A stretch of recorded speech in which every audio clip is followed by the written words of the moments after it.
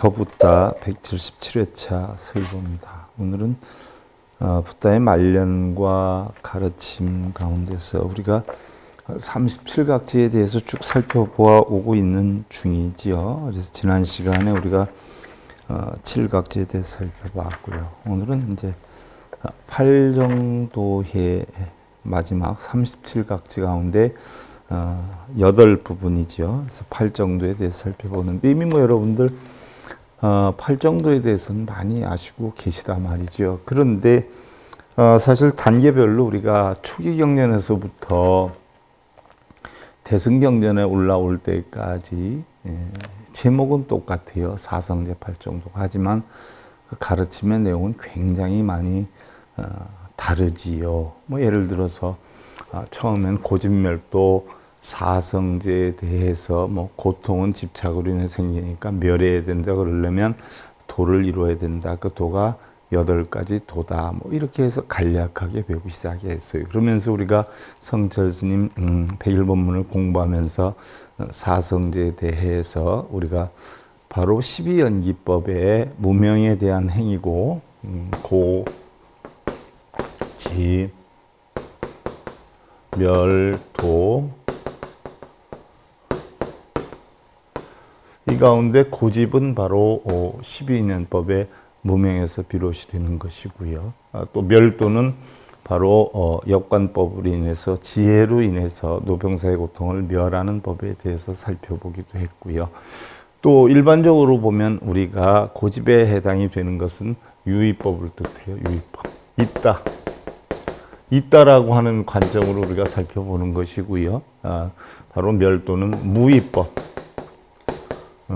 없다라고 하는 관점으로 살펴보는 거란 말이죠. 그래서 사실은 색으로 보고 이건 공으로 본단 말이죠. 그래서 반야심경에서 우리가 색불이공, 공불이색, 색즉시공, 공즉색이 바로 여기에 해당이 되는 부분이기도 하고요. 또 우리가 도를 이룬다라고 하면 이제 8정도에 대해서 우리가 살펴본 견지가 있는데, 자, 이 8정도에 대해서 오늘 우리가 초기 경전에서 배웠던 것을 마음속으로 생각을 하면서 다시 한번 되짚어보는 부처님께서 말년에 유행을 하면서 가르침을 전한 부분에 대해서 살펴보는데요. 8정도라는 것은 37각제 마지막 수행 단계이기도 하지요. 그래서 8정도는 용락과 고행, 선정주의와 고행주의의 양극단을 떠난 중도의 도다. 그래서 올바른 깨우침으로 인도하기 위한 가장 합리적인 방법이고, 또 완전한 중정의 수행법이기 때문에 중도와 올바른 바른 가르침, 12분별 집착을 떠난 이런 법이기 때문에 우리가 정도다, 중도다 이렇게 표현을 하고요. 또 성현의 도이기 때문에 성도다 이렇게 표현을 한다라고 했어요. 이것이 바로 8곳으로 나누어져 있어서 우리는 8성도지 또는 8정도분이다 이렇게 표현을 한다라고 했어요. 그러면 이 중정법이 8개인데 바로 도를 이루는 정견으로 시작을 하죠. 정견. 흔히도 우리가 정견하면 바르게 보는 견해다 이렇게 표현을 해요. 바르게 보는 견해다라고 하면 각자 보는 사람마다 바르게 보는 견해가 다 다르단 말이죠. 자기가 보는 견해가 옳다라고 생각을 해요. 예를 하나 들어서 부부가 쟁론을 만약에 한다라고 하면 보는 관점이 다르기 때문에 쟁론을 하는 것이에요. 이것이 옳다, 저것이 옳다. 그럼 바르게 본다라고 하는 관점은 어디에 있냐 하는 이야기죠. 바르게 본다라고 하는 것은요, 바로 이 고집, 멸도, 사성제를 바르게 보는 거예요. 자, 고통은 세상의 모든 것은 고통이다. 이 고통은 집착 때문에 온다. 이것을 멸해야 된다. 멸한다는 건 열반 사상이죠. 멸하기 위해서는 도를 이루어야 된다라고 하는 사상에 대해서 살펴봐 하는데요. 바로 이러한 사상이 4가지 사상을 바르게 보는 걸 우리는 정견이다 이렇게 표현을 하지요. 그래서 올바른 견해를 말하는 것인데요. 쉽게 예를 들면 우리 인생 현실의 바른 인생관, 또 불교의 바른 세계관을 보는 건데, 우리 현실이나 사물의 이치에 대한 고집멸, 또 사성제 이치를 걸림없이 올바르게 보는 것이다. 그래서 정견이라는 것은 이 정자는 시비, 분별, 집착 이런 것을 모두 끄는 중도의 도. 예를 들면 우리가 팔불중도라고 하잖아요. 그래서 생멸도 없고 장단도 없고 또 하나도 다른 것도 아니고 또한 오는 것도 가는 것도 아니다. 흔히들 우리가 반야심경에서 뭐 색불이공 공불이색이다라고 표현을 하는데 어떤 분이 그러대요. 능엄경에서 색은 중생을 나타내고 공은 부처를 나타낸다. 이렇게 표현을 하대요. 그런데 사실은 팔불중도설에서 준에서 나온 게 반야심경의 색불이공 공불이색인데 그것은 공은 부처를 뜻하고 색은 중생을 뜻한다라고 하지만 냉정히 보면 부처도 중생도 없다는 걸 뜻하는 거예요. 부처도 중생도 없는 바로 중도의 이치를 뜻하는 것이요. 그러니까 그분이 뭐 한 가지 경만 보고서는 이렇다라고 그러는데 뭐 젊은 분이신데 무슨 도사라고 해놨대요. 무슨 도사. 그러니까 바른 도를 이끌어야지 자기가 본 한 관점을 이끈다라고 하면 전염병을 전파하는 거에 지나지 않는다. 우리는 불교를 바르게 전하지 않으면 포교가 아니라 파교가 되는 것이다 하는 이야기죠. 그런 분들 때문에 우리 불교가 고통을 겪는 거예요. 그래서 부처도 중생도 없다는 가르침이 색불이공 공불이색이에요. 그래서 색도 공도 아니다. 알고 보니까 색이 공이고 공이 색이다. 우리가 유시각에서 공부를 했잖아요. 천태사상, 화엄사상에서도 공부를 하지 않았어요. 바로 색이 공이 되기도 하고 공이 색이 되기도 한다. 그러나 냉정히 보면 색 속에 공이 있고 공 속에 색이 있지만 부처도 중생도 아니다는 이야기예요. 무슨 공이 부처고 색이 중생이다 이게 아니죠. 그래서 부처와 중생도 없는 시비분별 집착이 없는 이런 사상을 우리가 정견이다라고 해요. 이런 것을 바르게 관하게 되면 그 다음엔 뭐예요? 바르게 생각해야 돼요. 바르게 생각해야 되는데 정사라라고 표현한단 말이죠. 그래서 올바른 생각을 표현하는데 원효 스님은 이 정사를 갖다가 바로 삼매다 이렇게 표현했어요. 삼매. 그래서 삼매다는 것은 8가지로 표현하기도 했죠. 우리가 금강삼매경론에 지금 배우고 있지 않아요. 그래서 삼매다. 삼매는 바로 정신통일이다. 바르게 사유하는 것이다 하는 이야기죠. 그래서 삼매에 빠지는 걸 이야기를 하는데요. 마음으로 짓는 탐진치 뭐 이런 것들을 다 멸하고선 악업을 제거해 나가는 것인데요. 그러니까 고진멸도 사성제 이치를 바르게 사유하는 것. 이것을 달리 정사유 또는 정사유 삼매 또는 삼매다 이렇게 표현을 하는 것이기도 하지요. 그 다음에 우리가 바르게 보고 바르게 사유를 하면 그 다음엔 여기에 의해서 어떻게 돼요? 바르게 말을 해야 돼요. 예를 들어서 세상엔 선악이 있다거나 또는 복락이 있고 공덕이 있고 또한 업장이 있다라고 사실은 우리는 나는 공하다고 가르치잖아요. 공하다. 나는 부하다. 없다. 그 정도의 실체는 없다. 그러면 나는 없다라고 가르치는데 내가 죽으면 어떻게 돼요? 나의 혼이 있어지나요? 내 자체가 없어지는데 좀 아이러니하지 않아요? 선인선과 악이 낫가라. 선한 원인을 만들면 선한 결과가 오고 악한 원인을 만들면 악한 결과가 온다는 자체는 우리가 생존해서 살아있을 때 이야기지. 내가 살아가지고 선한 원인을 만든다고 나중에 죽어서 극락에 가고 악한 원인을 만든다고 죽어서 지옥에 가는 것도 아니죠. 사리불 존자가 열반할 때 부처님께 말씀하시지 않았어요? 내세에는 없다라고 하는 사실을 부처님과 저는 이제는 인정합니다라고 얘기를 하지 않았어요. 그러니까 내세에 업보라든지 내가 지금 삶을 인해 가지고 내세에 축생이 된다든지 지옥으로 떨어진다든지 하는 것은 사실은 없는 거죠. 지수화풍으로. 그렇다라고 해서 우리가 단멸상을 갖는 건 아니에요. 지수화풍으로 해서 우리의 근본 씨앗은 지수화풍으로 돌아다니니까 멸하는 것도 아니에요. 그렇다고 항상 있는 것도 아니죠. 그러니까 그 이치를 알아서 바르게 말을 해야 된다.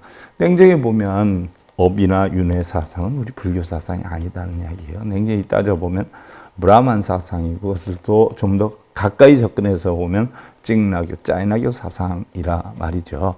그래서 우리 불교에는 업과 윤회가 아니라 바로 연기 사상이에요. 바로 인과 공, 연기 사상이 우리 불교 사상이지 윤회업 사상이 아니에요. 윤회업 사상은 브라만 사상이죠. 자, 그래서 우리가 정어다라고 하는 것은 옳고 그름을 12분별 집착을 다 없애고 나면 거기 옳고 그름이 없어요. 그러니까 거짓말, 망어기어 양사라, 그죠? 뭐 이런 것들을 전부 멸할 수 있는 여건이 돼요. 내가 공하다, 내 것도 공하다는 이치를 알면 어떻게 돼요? 업장도 전부 공한 것이죠. 그래서 업장이나 공덕도 없는 것이라는 이치를 알게 돼요. 거기에 대해서도 뭘 하면은 공덕이 온다, 뭘 하면 업장이 쌓인다라고 하는 것 다 거짓말이라는 거죠. 그래서 업장도 없고 공덕이 없는 바른 말을 하는 그런 여건을 갖추는 것이고요. 이러다 보니까 바르게 또 뭐예요? 업을 줘요. 선악업이 없어요. 결국 우리가 바르게 겠지만 12분별 집착이 끊어진 상태의 업이다라고 하는 것은 선업도 악업도 없는 것이에요. 선도 악도 없는 거죠. 그래서 바로 고진멸도 사성제에 대한 올바른 행동인데 바로 바른 말, 바른 생각 뒤에 바르게 얻어지는 신체적인 행위를 뜻하는 것이죠. 그래서 신체적으로 뭐 살생한다든지 도적질한다든지 음행한다든지 이런 악업을 소멸하고요. 바로 생명의 보호와 자비의 선근을 짓는 것. 그래서 바른 업을 짓는 것이죠. 바른 업이다라고 하는 것은 흔히들 뭐 바른 업, 선악도 없다라고 하면서 무슨 선업이 있고 악업이 있느냐 해서 바른 업을 짓는다라고 하는데 바른 업이다라고 하는 것은 선악이 분별되지 않은 업을 바른 업이라고 해요. 그래서 우리는 원인이 없으면 과보를 받지 않아요. 원인을 만들면 과업을 받지요. 그러니까 원인을 만들지 않는 업을 쌓는 게 네 번째 정업이죠. 그 다음에 이제 다섯 번째가 이제 정명이에요. 경전마다 각 경전 강의할 때마다 이걸 다 설명을 드리는데요. 핵심적으로 간단하게 부처님 말년을 가르치니까 설명을 드리는 것이에요.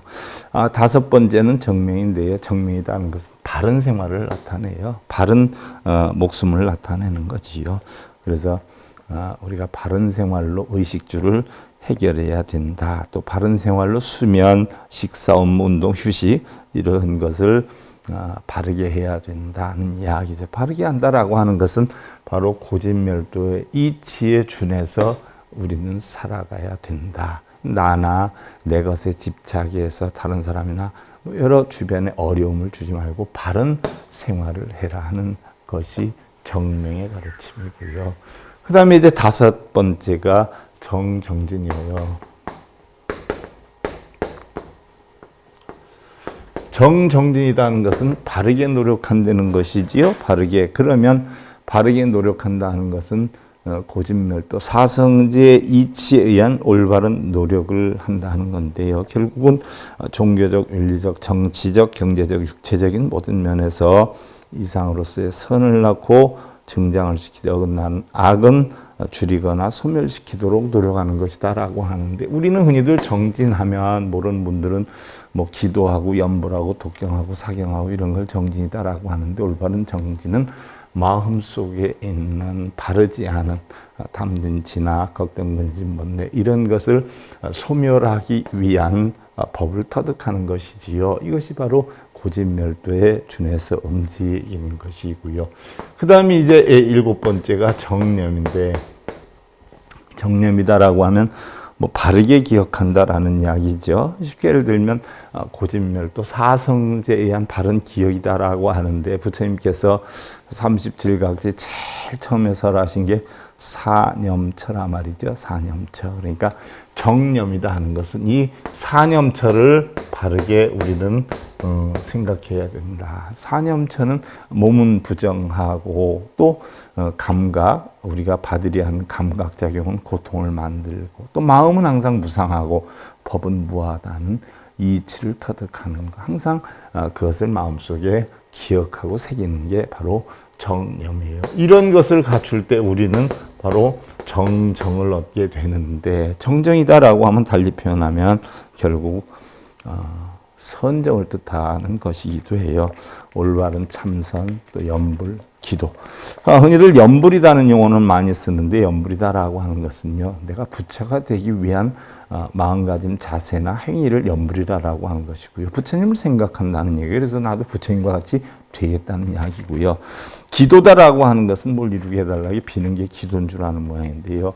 나 자신을 고집멸도의 이치에 의해서 전부 버리고 비우는 것. 이것이 고요해지지요. 다 버리고 비우면 이걸 갖다가 우리가 정정이다. 달리 표현하면 바로 선정이다. 이렇게 표현해요. 선정은 외선내정이라고 하잖아요. 외부적인 어떤 색성량 미촉법의 육경에 대한 끄달림을 제거를 하고, 부처님께서는 색성량 미촉법의 육경이 어디에 해당이 되냐면 화엄의 이치로 보면 욕계, 색계, 무색계 가운데 색계에 해당이 되는 거란 말이죠. 색계의 육경의 대상이 되는 것은 어쩔 수가 없어요. 그래서 색계에 있는 것은 내 마음대로 못하기 때문에 부처님이 놓고 버리라라고 한 것이죠. 그래서 우리는 어디를 다스리면 되냐면 결국 욕계만 다스리면 돼요. 그래서 그 욕계를 다스리는 거 우리는 눈, 귀, 코, 혀, 몸뜻의 세계다 이렇게 표현을 하지요. 그래서 부처님이 화엄경을 설한 것도 색계에서 설한 건 하나도 없잖아요. 전부 욕계에서 설하셨잖아요. 그러니까 내 눈, 귀, 코, 혀, 몸뜻만 다스리면 우리는 바로 선정에 들어갈 수 있다라고 했어요. 그래서 육경의 대상에 눈, 귀, 코, 혀, 몸뜻이 끌려가지 않는 것. 그래서 그걸 우리는 외선내정이다 이렇게 표현하죠. 그래서 외부 색성량 미촉법에 끄달려가지 않고 내부로 안입이설신에 끄달리지 않는 것. 그 상태를 우리는 정정이다 또는 선정이다 이렇게 표현을 하지요. 그래서 바로 부처님께서는 이렇게 비구들을 볼 때마다 각자의 근기와 수준에 맞추어서 알맞는 법문을 하셨지요. 그래서 불자들이 헛되이 세월을 보내지 않고 바른 생각을 이룰 수 있도록 많은 가르침을 주셨는데요. 그러면 우리가 바른 선정을 얻기 위해서 정정까지 했어요. 요게 우리가 깨달음을 이루는 37가지 깨달음 법이에요. 이걸 이용해서 서일봉의 108대 참회문도 제가 만든 것이고요. 108대 참회 발언문에 보면 바로 이 37가지가 다 들어가 있지요. 그 다음에 여러분들이 자, 간혹 묻는 분들이 있어요. 그러면 우리가 올바른 선정을 하려면 어떻게 해야 되느냐? 관념법. 관하는 법을 배워야 돼요. 그럼 올바른 선정을 위해서 어떤 관념법을 터득해야 되느냐? 이 관념법 가운데는 9가지 관념법이 있어요. 그래서 여러분들 지금 교재 6권 19페이지에 보시면 나오지요. 부처님께서는 자, 이러한 법문을 하시고 8정도 가운데 8번째인 정정, 즉 올바른 정신 집중인 선정을 바르게 닦기 위해서 9가지 관념에 대해서 설을 했는데 8정도 가운데 정정에 해당합니다. 올바른 선정을 이루게 하기 위해서 다시 9가지 관념법을 설했어요. 이것이 바로 여러분들 백골관, 부정관, 총루관, 수식관, 인연관, 무상관, 무화관, 고관, 공관 등의 내용이에요. 자, 처음에 백골관이다 그랬어요. 백골관이다라고 하는 것은요, 사람이 죽은 다음엔 육신의 피부와 근육은 다 없어지죠. 뼈만 앙상하게 남아요. 이걸 뜻하는 것이에요. 이것은 바로 우리가 지수와 풍의 4대 화합으로 이루어진 거짓된 자신의 육신을 혹여 자기라고 생각하는 어리석은 사람들을 위해서 가르침을 준 것인데요. 이것을 갖다 우리는 신견이라고 그러죠. 내 몸이 난 줄 알아요. 내 몸이 이게 신견이에요.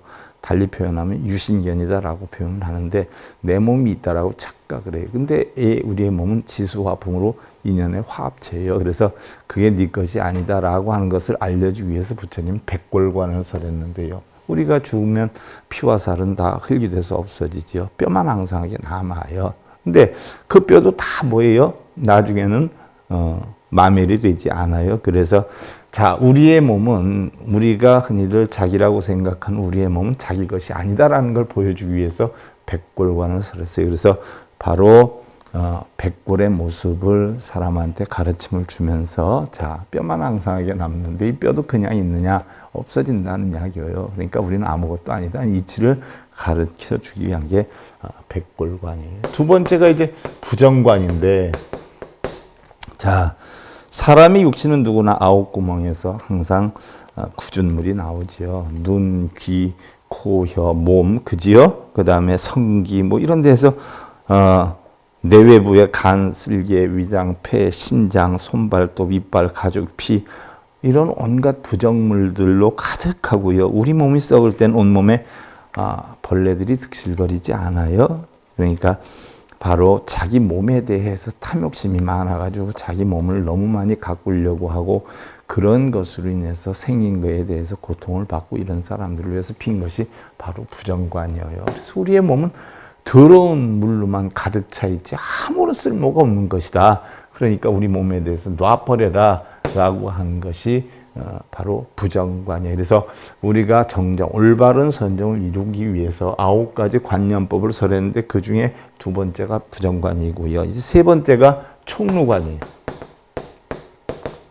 총루관이라 인연에 의해서 만들어진 우리 육신은요. 인연 따라 흩어져서 결국 한 줌의 흙이나 재로 돌아갈 것을 바르게 관하라는 이야기예요.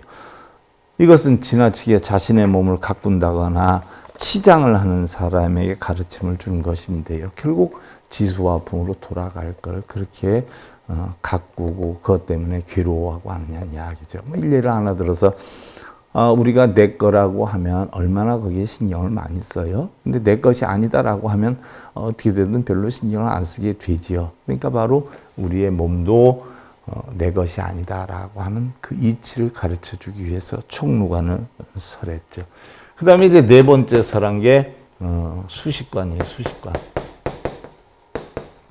수식관이다. 이것은 자, 우리는 화가 나고 괴로움을 겪고 고통이 있을 때에 들이쉬고 내쉬는 호흡을 세어서 10,000가지 사량을 제어한다라고 했는데 바로 숨 쉬는 숫자를 파악하면서 들고 나는 숨을 헤아리기도 하고 그것으로 인해서 결국 마음을 추스리는 것이죠. 이것이 바로 말이나 행동이 소란스러운 중생을 위한 가르침이지요. 말이나 행동이 소란스러운 사람들은 어떻게 돼요? 가만히 앉아서 네가 숨이 들어올 때 들어오는 줄 알고 나갈 때 나가는 줄 알아라. 그리고 1분에 몇 번이나 들어오고 나가는지를 관해라 해가지고 자기의 마음을 다스리게 하는 그런 방법이기도 하지요. 또 다섯 번째로 이제 인연관이다라고 설했어요. 인연관. 자, 인연관은 모든 고통은 집착에서 비롯이 되지요. 우리가 사성제에서도 살펴봤어요. 이런 집착의 소멸은 결국 12년법의 역순으로 인해서 아까 말씀을 드렸죠. 고집은 12년법의 순관이고 멸도는 바로 12연기법의 역관이다. 역관이다 하는 것은 자, 무명 때문에 우리는 결국 노병사의 고통이 와요. 무명이 행을 해서 결국은 식을 만들고 그것이 명색이 돼서 육처해가지고 결국 노병사의 고통이 오는데 역순관은 뭐예요?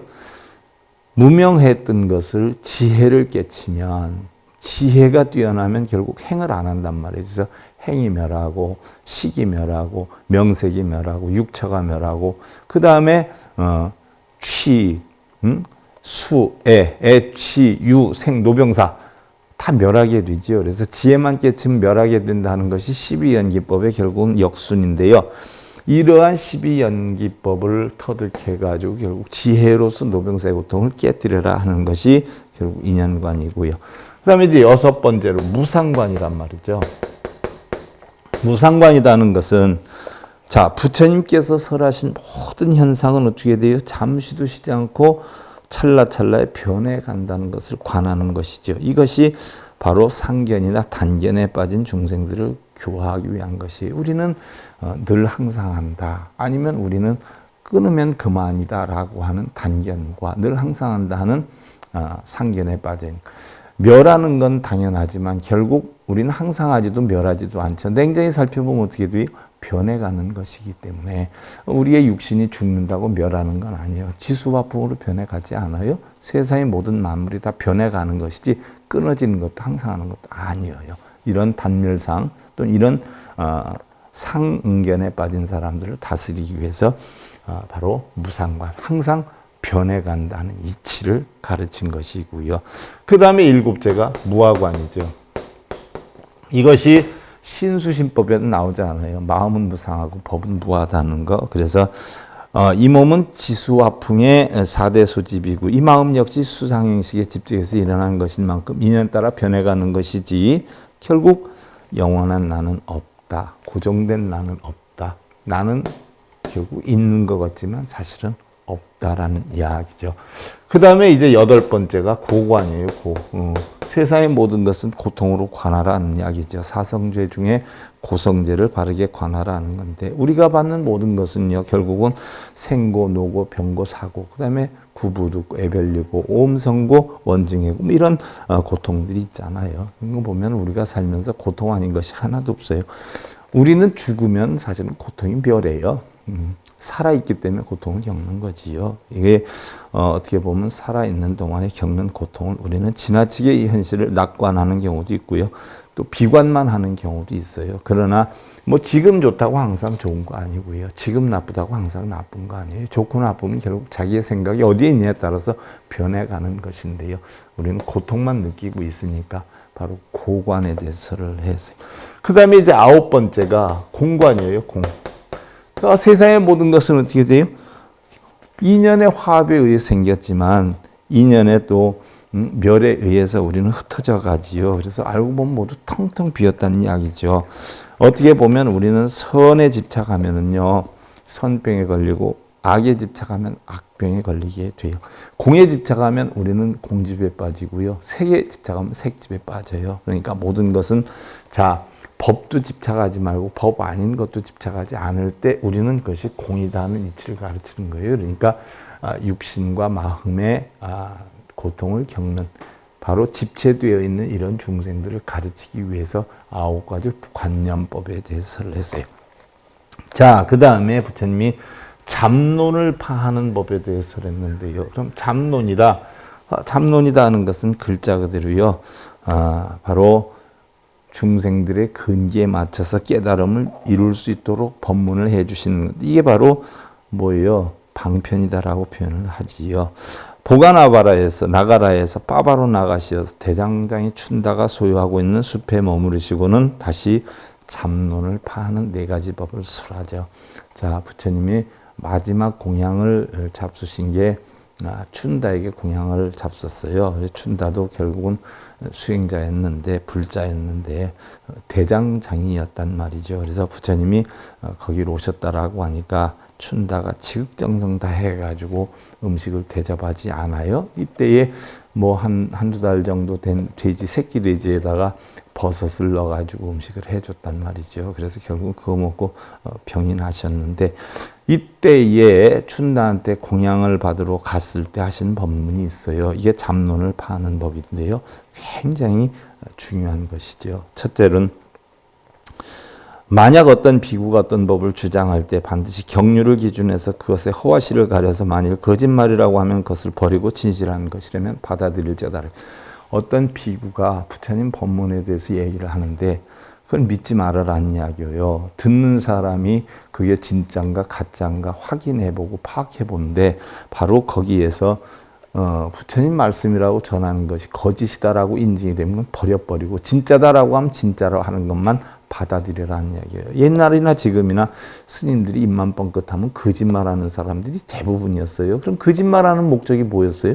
자기의 어떤 이득을 추구하기 위한 하나의 방법이었으니까 부처님의 가르침을 핑계로 해가지고 자기 영리를 목적으로 하는 사람들이 엄청 많았어요. 그래서 부처님은 스님들 얘기도 하나도 듣지 말아라. 전부 거짓말들이 다다. 그러니까 네가 직접 확인하기 전에는 한마디도 믿지 말아라라고 했던 것이에요. 두 번째로 만약 비구가 어느 곳에서 어떤 장로에게 이를 들었다라고 주장한다면 그 역시 경륜로서 반드시 허시를 가려서 취택할지어다라. 무슨 얘기예요?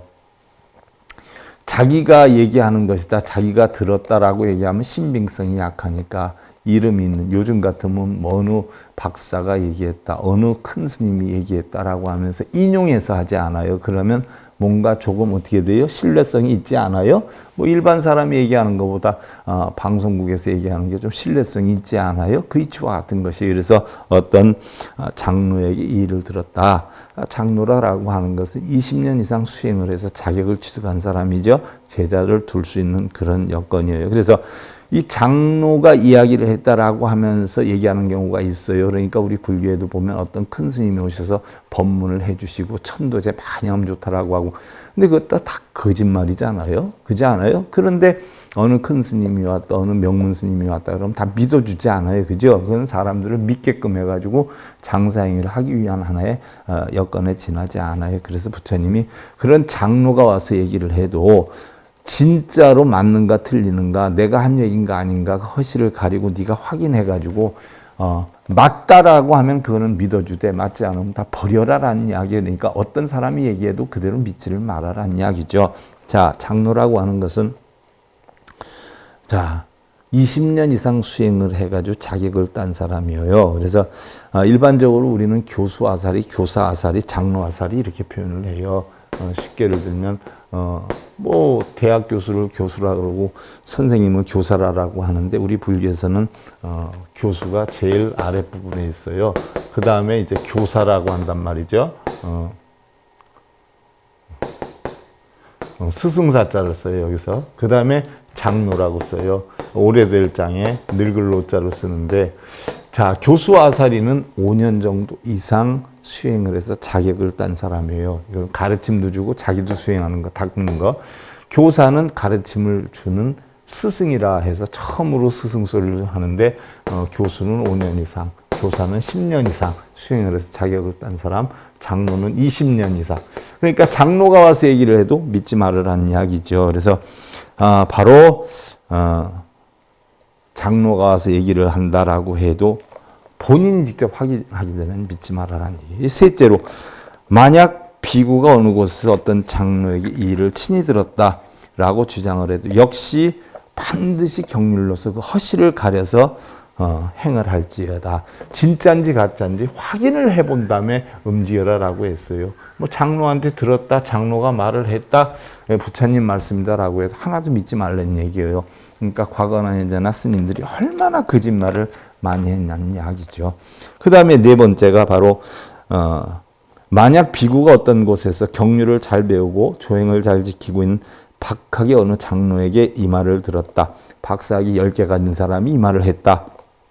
라고 주장을 하더라도 또한 반드시 경륜로서 그의 허와실을 분별해서 행을 할지어다. 그것도 거짓말일 수가 있으니 그 껍데기만 가지고 다 그 사람 얘기에 대해서 믿지 말고, 세상에 가장 믿지 못할 사람이 사람이라고 그랬어요. 승려도 사람이에요. 장로도 사람이고 박사도 사람이에요. 그러니까 절대 믿지 말아라 라고 했던 것이지요. 그래서 바로 이것이 네 가지 잡론을 파하는 법이다. 전부 잡론이라는 거예요. 뭐 박사가 얘기했던, 뭐 장로가 얘기했던. 왜? 네가 스스로 파악하기 전에는 하나도 믿지 말아라는 이야기죠. 뭐 스님이나 법사님들의 말을 무조건 믿는 것이 문제인데요. 이건 뭐 요즘 현실에서도 꼭 필요하죠. 우리 불자 대부분은 스님이나 법사님들께서 하시는 말씀에 대해서 무조건 믿고 따르는 경우가 적지 않지요. 자칫 법이 아니라 병을 전해받을 수 있는 위험하고도 안타까운 일이 아닐 수 없는데, 우리 불자들도 반드시 부처님의 가르침에 의한 경륜의 근거를 따져서 과연 그것이 옳은가 틀린가를 살핀 뒤에 행을 하라는 부처님 말씀이지요. 흔히 불자들도 몰라서 그랬다는 경우가 굉장히 많아요. 자신의 영익을 목적으로 거짓을 일삼는 전법자들도 적지 않은 걸 보면요, 모르는 것 또한 정당화될 수 없는 부처님께 대한 죄라고 하는 걸 명심해서 각자 스스로 부처님의 가르침을 열심히 들어야 하겠죠. 그래서 부처님은 뭐 스님한테 듣든 뭐 장로한테 들었든 박사한테 들었든 결국 뭐에 하나도 믿지 말아라. 왜 믿지 말아라 그랬어요? 네가 직접 확인을 하기 전에는 믿지 마라. 심지어 그런 얘기했죠. 이 손에 보석이 있다 라고 얘기를 하면, 이 주먹에 보석이 있다라고 얘기하면 믿어야 되느냐? 믿지 말아라는 얘기예요. 펴 보였어요. 그때 보석이 있다. 그럼 그때 믿어야 되느냐? 믿지 말라고 그랬어요. 감정을 시키라고 그랬어요. 그럼 이게 보석이다. 그럼 보석을 감정해서 보석이라는 게 확인이 나면 그것은 보석이다라고만 믿지, 그 다음에 하는 얘기는 믿지 말아라는 얘기. 왜? 보석을 입증시켰기 때문에 그 다음에 하는 얘기도 다 진짜인 것처럼 꾸미는 수가 많이 있으니까, 보석이 진짜다고 감정평가 나왔으면 그 보석이 진짜라는 것까지만 믿어라는 얘기예요. 이게 부처님의 가르침. 그래서 우리 불교는 믿는 게 아니에요. 확인하는 거예요. 확인. 믿는 게 아니라 보고 확인하고 깨닫는 거예요. 그게 우리 불교예요. 뭐 스님들이 얘기만 하면 뭐 무조건 다 스님들이 그렇게 얘기하는데 믿으니까 그렇죠. 안 믿어봐요. 스님들이 뭐라고 얘기를 하든 하나도 안 믿죠. 모르는 분들은 그렇게 얘기하던데 우리 절의 스님이 그렇게 얘기하던데 부처님 하나도 믿지 말라고 그랬어요. 믿은 사람이 잘못이지. 사기치는 사람이 다른 사람 믿게끔 해가지고 사기치지 그냥 사기치나요? 명심해요. 자, 오늘 더 붙다 177회차 서일봉이었습니다. 감사드립니다.